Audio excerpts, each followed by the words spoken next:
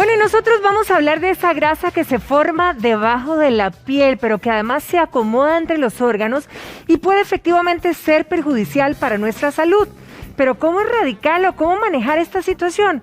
Hoy estamos con el experto, el doctor Jesús Martínez. Doctor, muy buenos días. Muchísimas gracias por estar aquí. Muchas gracias. Para hablar de este tema, como llaman ustedes los expertos, esa grasa visceral, que es la que suena además, ¿verdad? Que nos asusta.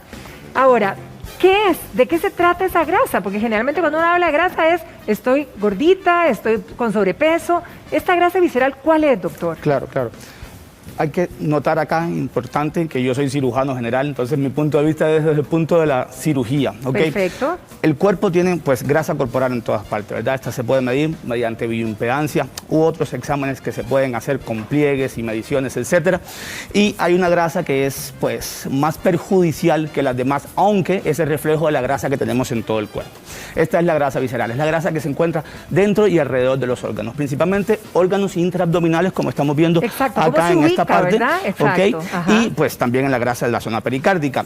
Es una grasa pues que es distinta, digamos, en cuanto a la grasa subcutánea, que es esta que tenemos aquí, que es la que vos dijiste que es debajo de la piel, que es la que todo el mundo está preocupado y a veces no le dan importancia a este amarillito que está aquí adentro, que es pues muy problemático por todas las enfermedades asociadas que tiene. ¿Esa grasa se compacta en los diferentes órganos que tenemos en el cuerpo? Compacta como tal, no, es que está distribuida por todas partes, o sea, por igual, hígado, riñones, entre las vísceras. El aumento mayor siempre está lleno de mucha grasa, que es lo que le dicen el epiplón, ¿ok? Y pues tiene un papel importante hormonal en el cuerpo y puede dar enfermedades como la hipertensión, el síndrome metabólico, que es parte de la dislipidemia, la resistencia a la insulina. Doctor, ¿y esa es la misma grasa que se ubica aquí o cómo es que llega aquí? No, y es otra, ¿cómo se forma esa grasa? Esto es totalmente distinto, ¿verdad? Ok, la grasa, como todo el cuerpo, evidentemente está por esto, por la ingesta, ¿verdad? La ingesta de los alimentos. Exacto, una ingesta que no es proporcional al gasto de energía. Entonces el cuerpo acumula esta energía en forma de grasa, ¿ok? Sí hay alimentos más relacionados a la grasa intraabdominal, como son las grasas saturadas, los alimentos pues de comidas rápidas, los azúcares y el alcohol también se relaciona mucho a que se forme esta grasa. Básicamente nada más es un acúmulo de energía en esta zona que pues como les digo es distinto al que se acumula en la parte de afuera, debajo de la piel. ¿Hay órganos que se afectan más que otros, doctor? Pues sí, evidentemente hay algunas que se afectan más. El problema de la grasa intraabdominal es que está relacionada también a la aterosclerosis, ¿ok?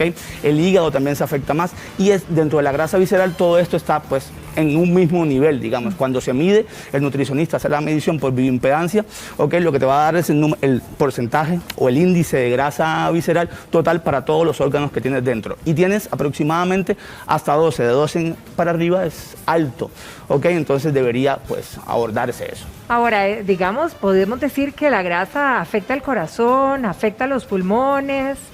Principalmente es, bueno, la grasa pericárdica, ¿ok?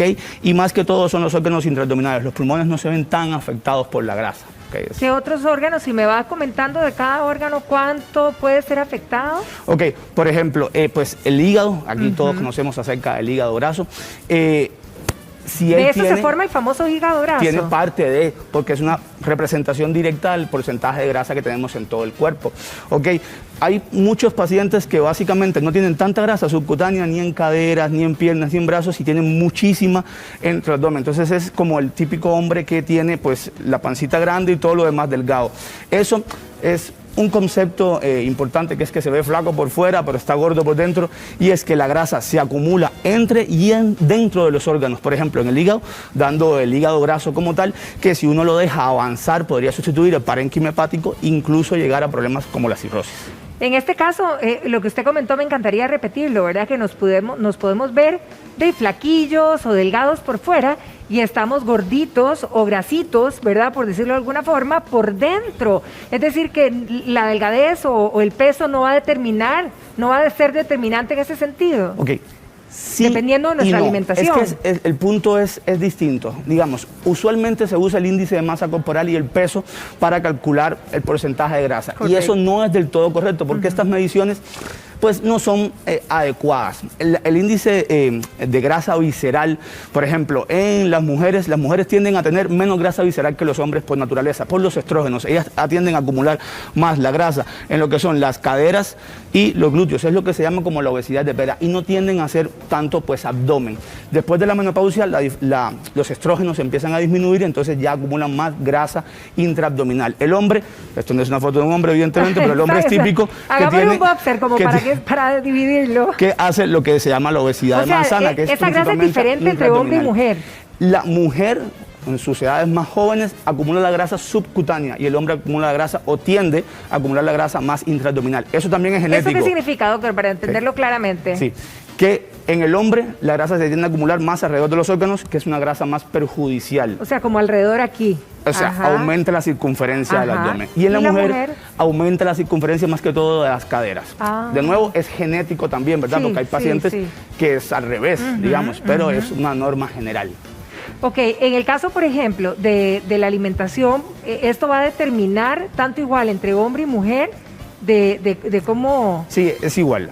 O sea, el acúmulo de grasa, de nuevo, es proporcional al no gasto energético. Si usted come más y tiene más energía, el cuerpo la va a almacenar. Ahora, el hecho de no cuidar esta grasa abdominal o esta grasa visceral, ¿a qué nos puede exponer en el tema de enfermedades o padecimientos? Principalmente lo que es el síndrome metabólico, ¿ok? Que es una cosa que está en todas partes, que todo el mundo normaliza la obesidad. Por ahí tenemos la hipertensión, la resistencia a la insulina, la dislipidemia. Evidentemente va a dar problemas extras como los problemas de las rodillas, los problemas de la columna, las lumbalgias, problemas de apnea del sueño cuando hay obesidad muy grande. ¿Qué relación puede tener cuando nosotros nos hablan de usted es prediabético? ¿Tiene alguna relación con esta grasa visceral? Claro. La resistencia a la insulina como tal, viene dada por esta grasa. La grasa tiene pues parte de culpa en esta zona porque una vez que el paciente empieza a aumentar de peso, digamos, el páncreas tiene que producir más insulina. Llega un momento donde esa producción de insulina empieza a bajar y el azúcar se empieza a subir en sangre. Básicamente esto se debe a que pues, el páncreas no puede darle insulina para que todo el cuerpo recoja ese azúcar que está. Entonces ahí empieza la prediabetes e incluso después la diabetes, que es parte de los estadios. Cuando empezó hablando de esta mujer que tenemos en esta imagen, usted mencionó, doctor, la menopausia. ¿Qué tanto influye, verdad, esta etapa de la mujer con respecto a la grasa visceral? Claro, hay un cambio importante, ¿verdad? Los estrógenos, sobre todo, que pues están desapareciendo en el cuerpo, están disminuyendo paulatinamente, y es eso, los estrógenos dan pues la figura de mujer. Entonces, en algún momento, cuando los estrógenos disminuyen, la grasa no va a venir a acumularse tanto en estas zonas, sino ya va a ser totalmente intraabdominal, y es cuando las mujeres empiezan a tener pues un poquito más de abdomen, que no lo tenían antes, y eso es pues parte de la menopausia. Qué curioso, ¿verdad? O sea, entonces ahí es que nos vamos pareciendo, en el caso de los caballeros que usted mencionaba, que para llamarle un término popular y seamos honestos, donde decimos que aquel señor tiene una panza birrera, ¿verdad? Literalmente. Porque sí, es como un globillo y como un flotador que le nace, digamos, así alrededor en la altura del abdomen. Así mismo es. Entonces nos parecemos en ese caso ya cuando nosotras perdemos hormonas. Exactamente. Ok, el estrés. ¿Cómo juega el papel el estrés también con respecto a la grasa visceral? Es otro de los factores de riesgo, ¿verdad? El estrés nos va a promover a tener alimentación menos saludable, a hacer menos ejercicio físico, menos ejercicio aeróbico, ¿ok? Entonces es parte de lo mismo, ¿verdad? Como es una representación total de la grasa del cuerpo, ¿ok? Nos va a llevar ahí. Y si a eso sumamos que estamos comiendo, pues, comida, lo que le dicen chatarra, comidas rápidas, básicamente se pone peor. Ahora, y la incapacidad, por ejemplo, de perder peso también se sumaría entonces con este tema, ¿verdad?, del estrés que acabamos de comentar. Hecho, así es. Una de las cosas principales que hay que hacer, bueno, es controlar el estrés, controlar la dieta por medio de una guía nutricional con un nutricionista, evidentemente, dedicado a esto, y hacer ejercicios. Usted con estrés no puede hacer ninguna de estas cosas, y es muy importante que esta grasa es un poco difícil de perderla, ¿ok? Usted tiene que poner más esfuerzo de su parte. Eso vamos a hablar ahorita, pero sigamos insistiendo en el estrés porque ha sido realmente el tema de la mayor cantidad de familias, no solo en Costa Rica, sino en el mundo entero, para ser honestos. ¿Qué es lo que genera el estrés en nuestro cuerpo que también actúa aquí? Ok, lo que pasa con el estrés es que actúa a nivel de hormonas. Nosotros secretamos lo que es el cortisol, ¿verdad?, cuando tenemos estrés, y esto genera un poquito más de resistencia a la insulina. Y es lo mismo, cuando hay resistencia a la insulina, aumenta la cantidad de glucosa en sangre y esto nos va a llevar a más problemas. Es básicamente. Ahora, doctor, ¿cómo la perdemos? Ok. Es importante que no existe ningún procedimiento quirúrgico para eliminar la grasa visceral, ¿ok? Porque entonces hablan de liposucciones, de láser, no sé qué, no existe. Todo lo que es procedimiento quirúrgico es para la grasa que está plenamente subcutánea, nada más. La grasa visceral intraabdominal no se elimina con ningún procedimiento quirúrgico. El paciente tiene que hacer dietas, evidentemente, con una guía nutricional de la mano, tiene que hacer ejercicio, menos 150 minutos semanales, ¿ok? De ejercicio, o lo que se está diciendo ahorita que son más de 15.000 pasos al día. Doctor, volvamos a insistir, porque yo sé que hay gente que está muy interesada en este tema, ¿verdad? Con respecto a esta grasa subcutánea, que es la que pudiéramos eliminar a nivel de cirugías o a nivel de procedimientos, pero esta grasa visceral no la vamos a sacar con un tubito o con un corte, digamos. No hay manera, ¿ok? Esa hay que trabajarla para diferente. Realmente eliminar la grasa visceral hay que hacer ejercicio y hacer dieta, y por proponérselo, porque es una grasa difícil. Okay, difícil de eliminarla, está mucho más arraigada, o por decirlo. No es que esté más arraigada, es que está más profunda. Entonces, es de las grasas que son pues un acúmulo fundamental de energía. Y en el hombre, sobre todo, es una grasa difícil de perder, pues por lo menos ponerse a niveles normales, ¿ok? Y tienen que proponérselo, lo cual lo vemos mucho con los pacientes. Nuestros pacientes a veces llegan con hernias, llegan con patologías intraabdominales y le decimos, bueno, tienes tanto tiempo para perder por lo menos unos kilos para que no sea más fácil la cirugía. Claro. Y llega el paciente y te dice, doctor, y hice de todo, hice dieta y no hubo manera. No lo logré.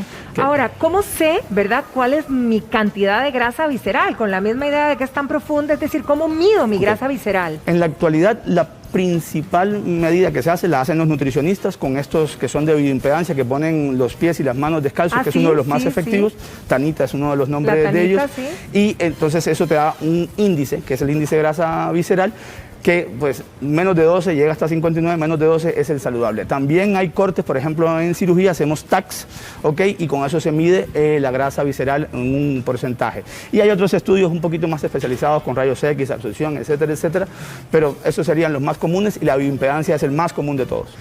¿Algún procedimiento, doctor? Para obesidad visceral, pues ninguno básicamente. Que quede claro. Sí, no. O sea, si ya el paciente necesita perder peso porque tiene indicaciones de cirugía bariátrica, que es otra cosa, ¿verdad? Ya tiene un índice de masa corporal muy alto, tiene enfermedades relacionadas a la obesidad, esto sería pues, un procedimiento al estómago para básicamente disminuir todo el peso y con ello la grasa visceral. ¿A partir de qué edad podemos acumular esta grasa, doctor? De cualquiera. O sea, desde jovencitos, ¿pudiéramos acumularla? Sí, claro. ¿Mujeres u hombres son los que más acumulan? El hombre es el que más acumula grasa visceral, por genética y por naturaleza. La grasa visceral, como bien lo dices, no es tan frecuente en los niños y adolescentes. Ya en la edad de adulto es que se empieza a acumular más, sobre todo relacionado a las comidas. Doctor, muchísimas gracias. Gracias por acompañarnos hoy y les deseamos una feliz semana, doctor. Muchas gracias, igualmente. Y a cuidarnos. Alimentación, ejercicio básicos para nuestra salud. Tere.